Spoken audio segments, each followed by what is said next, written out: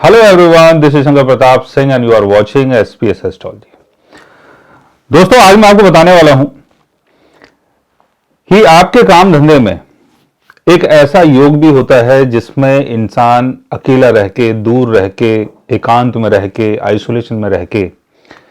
काफी सक्सेसफुल भी होता है, काफी अर्निंग भी करता है और काफी उसको नाम फेम भी मिलता है। ऐसा योग बहुत सारे लोगों के चार्ट में होता है और कई बार वो समझ नहीं पाते हैं कि हम अगर अकेले रह के काम करेंगे, एकांत में रह के काम करेंगे या दूर जाके काम करेंगे तो हमें सक्सेस मिलेगी कि नहीं मिलेगी। लेकिन आपके बर्थ चार्ट में जिस योग की मैं बात कर रहा हूं, अगर ऐसा योग आपके बर्थ चार्ट में बनता है और आप अगर आइसोलेशन में रह के काम करते हैं या अपनी कंट्री से, अपने गांव से, अपने देश से, अपने शहर से कहीं दूर जाके काम करते हैं तो आपको सक्सेस मिलती है।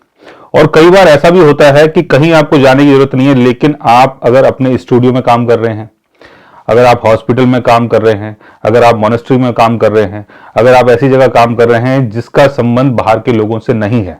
सिर्फ उन्हीं लोगों का संबंध है जिनका उस काम धंधे से कुछ ना कुछ नाता जुड़ा हुआ है, अगर ऐसे किसी काम धंधे से आप जुड़े हुए हैं तब भी आपको सक्सेस मिल सकती है।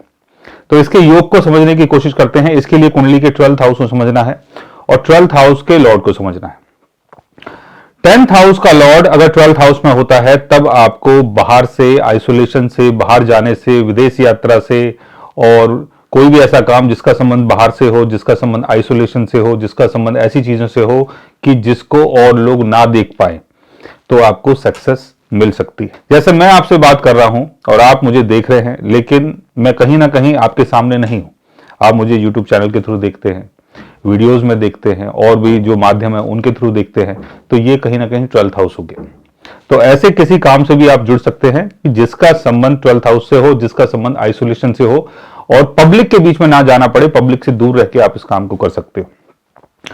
12th हाउस का लॉर्ड अगर 10th हाउस में होता है तब भी आपके साथ ये सारी चीजें हो सकती है कि आप आइसोलेशन में जाके काम करें और उसके थ्रू आपको गेन हो। बिकॉज 12th हाउस का लॉर्ड अगर 10th हाउस में होगा तो वो अपने से 11th अवे जाके बैठेगा और 11th अवे जो होता है वो गेन का एंगल होता है। 12th हाउस का लॉर्ड अगर 11th हाउस में होता है तब भी आपको आइसोलेशन से गेन हो सकता है, बिकॉज जो 11th हाउस है उसका संबंध गेन से है और 12th हाउस का लॉर्ड अगर 11th हाउस में आता है तो आपको 12th हाउस की चीजों से गेन हो जाता है। 12th हाउस का लॉर्ड अगर 1st हाउस में होता है और 1st हाउस का लॉर्ड अगर 12th हाउस में होता है तब भी आपके साथ ये सारी चीजें हो सकती हैं कि आप ऐसे किसी काम से जुड़ सकते हैं और इसके थ्रू आपको सक्सेस मिल सकती है।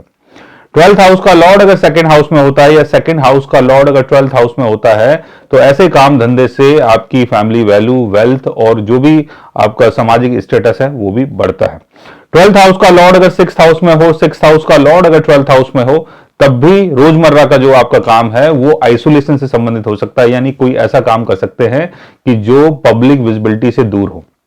जो छुपा हुआ हो, जिसको आपने खुद हाइड कर लिया हो, ऐसे किसी काम में आपको सक्सेस मिल सकती है। 4th हाउस का लॉर्ड अगर 12th हाउस में होता है या 12th हाउस का लॉर्ड अगर 4th हाउस में होता है तब भी आपको ऐसे काम धंधे से फायदा मिल सकता है। तो समझने वाली बात यह है कि 12th हाउस का लॉर्ड किसी भी तरीके से अगर 2nd house, 4th house, 6th house, 11th house, 10th house इनके लॉर्ड्स के साथ अगर एक्सचेंज करके बैठता है या इनके लॉर्ड्स के साथ 12th हाउस के लॉर्ड की प्लेसमेंट होती है या 12th हाउस का जो लॉर्ड है अगर उसका एस्पेक्ट इन हाउसेस में पड़ जाता है, जैसे 11th हाउस में, 1st हाउस में, 2nd हाउस में, 4th हाउस में,